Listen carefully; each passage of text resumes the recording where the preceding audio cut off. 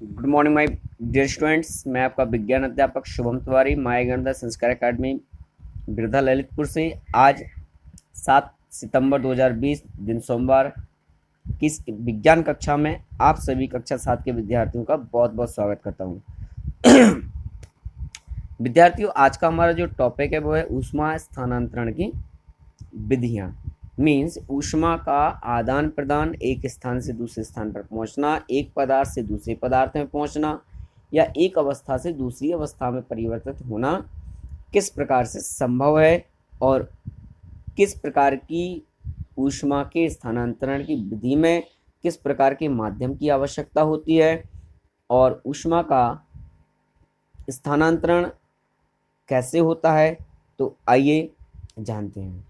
विद्यार्थियों, सबसे पहले बात करते हैं कुछ अनुभवों की। आपने देखा होगा कि जैसे घरों में चाय बनती है तो आपने देखा होगा जब आप चाय की जो फ्राई पैन होता है उसमें पानी, दूध, पत्ती, शक्कर या अन्य पदार्थ जब आप डालते हैं तो सभी ठंडे होते हैं और चाय का जो चायदान होता है वो भी ठंडा ही होता है। परंतु इस फ्राई पैन को या चायदानी को जैसे ही आप चूल्हे पर या गैस चूल्हे पर चढ़ाते हैं तो यह चूल्हे या गैस चूल्हे की ऊष्मा से जो भी बर्तन में आपने चाय बना रहे हैं वो बर्तन सबसे पहले गर्म होता है।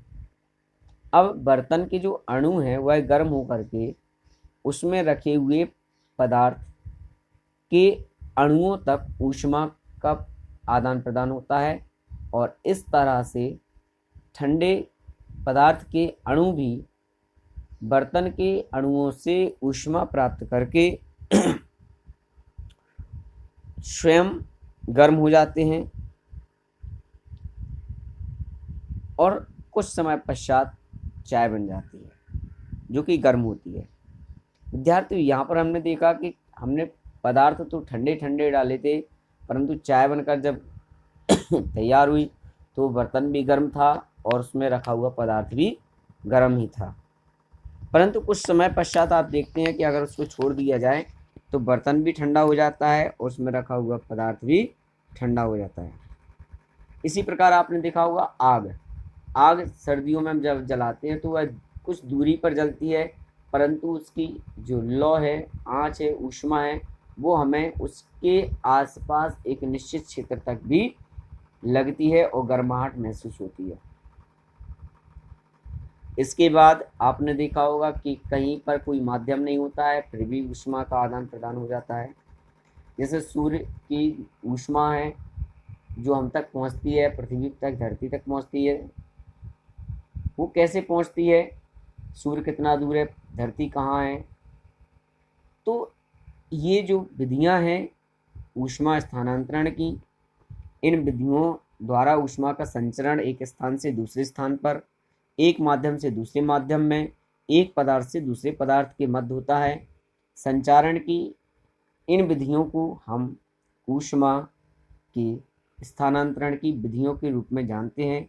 आइए कौन कौन सी वो विधियां हैं विद्यार्थी। वो विधियां हैं, नंबर 1 चालन, नंबर 2 है संवहन, नंबर 3 है रेडिएशन, विकिरण। तो conduction, convection and radiation. So in 3 system में आइए ऊष्मा का आदान प्रदान कैसे होता है जानते हैं कुछ दैनिक उपयोगी प्रयोगों से। विद्यार्थियों, आप देख रहे हैं इस फ्लास्क में ये चम्मच है, ये गर्म पानी है और ये कांच का फ्लास्क है। विद्यार्थियों, गर्म पानी फ्लास्क में भरा हुआ है और एक कोई व्यक्ति है उस चम्मच से उस पानी को चला रहा है। चलाते चलाते चलाते चलाते क्या होगा? कुछ समय पश्चात गर्म पानी की ऊष्मा इस चम्मच में पदार्थ में पहुंचेगी और चम्मच के अणु भी गर्म होकर के चम्मच को गर्म कर देंगे और कुछ समय पश्चात चम्मच भी हमें महसूस हो गई कि गर्म हो रही है।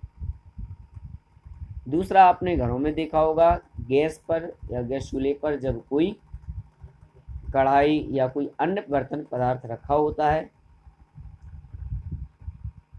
तो उसमें अगर पानी रखा होता है या कोई सब्जी आप बना रहे होते हैं तो सब्जी को जिस बर्तन से आप ढकते हैं तो वह बर्तन भी, थाली प्लेट वगैरह हमारी जो होती है वह भी गर्म हो जाती है।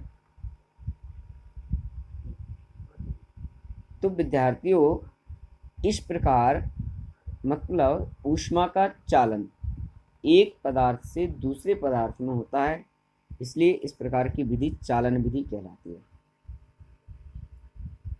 दूसरा एक उदाहरण और भी है। एक लोहे की छड़ लीजिए, उसको आगे में गर्म करिए, जबकि दूसरी ओर आप उसे हाथ से पकड़िए। आप कुछ समय पश्चात देखेंगे कि लोहे की छड़ का एक सिरा गर्म हुआ, लेकिन कुछ ही समय बाद दूसरा सिरा आपको गर्म लगने लगेगा। विद्यार्थियों, क्यों? क्या आपने दूसरे सिरे को आगे के पास किया? नहीं, फिर भी दूसरा सिरा गर्म क्यों हुआ?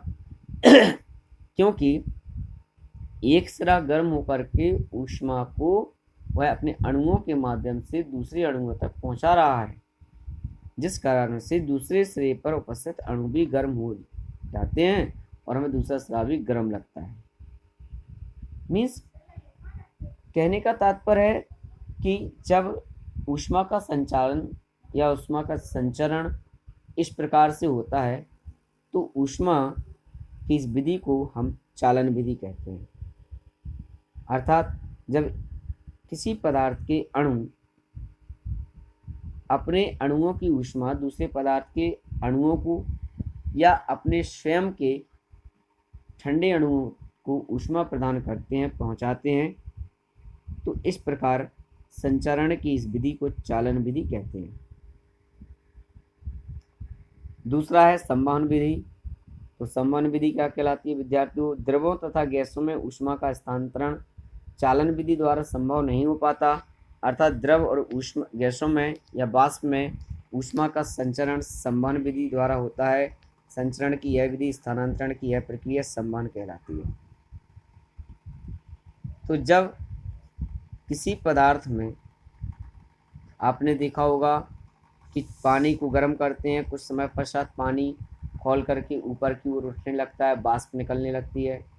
चाय भी आपने इसी प्रकार देखी होगी। ऐसा होता क्यों है विद्यार्थियों?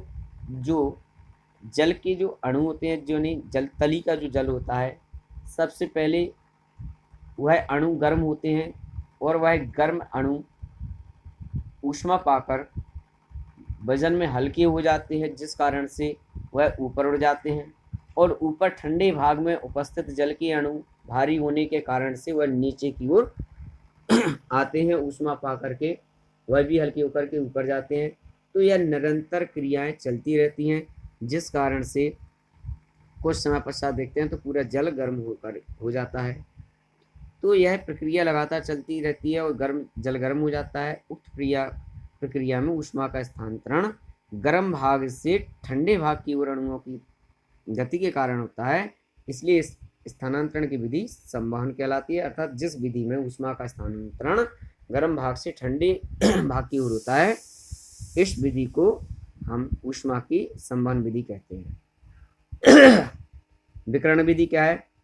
विकिरण विधि के लिए कोई भी माध्यम की आवश्यकता नहीं होती है, जैसे कि सूर्य का प्रकाश की ऊष्मा का धरती तक आना, या मोमबत्ती के द्वारा मोमबत्ती जल रही होती है उसके आसपास ऊष्मा क्षेत्र उत्पन्न होना, या आपके आसपास का क्षेत्र उत्पन्न होना। तो विद्यार्थियों, यह क्रिया किसी भी माध्यम में हो सकती है, इसे किसी भी माध्यम की आवश्यकता भी नहीं होती है, तो इसे हम विकिरण कहते हैं, रेडिएशन कहते हैं। इसके पश्चात ऊष्मा के सुचालक कुचालक। तो विद्यार्थियों, जो पदार्थ, जो वस्तुएं ऊष्मा का आदान प्रदान कर सकती हैं, ऊष्मा को इस स्थान से दूसरे स्थान तक पहुंचा सकती हैं, उन्हें हम सुचालक कहते हैं। और जो ऊष्मा का विरोध करती हैं, जिनमें ऊष्मा का संचारण सुगमता से नहीं हो सकता, उन्हें हम कुचालक कहते हैं।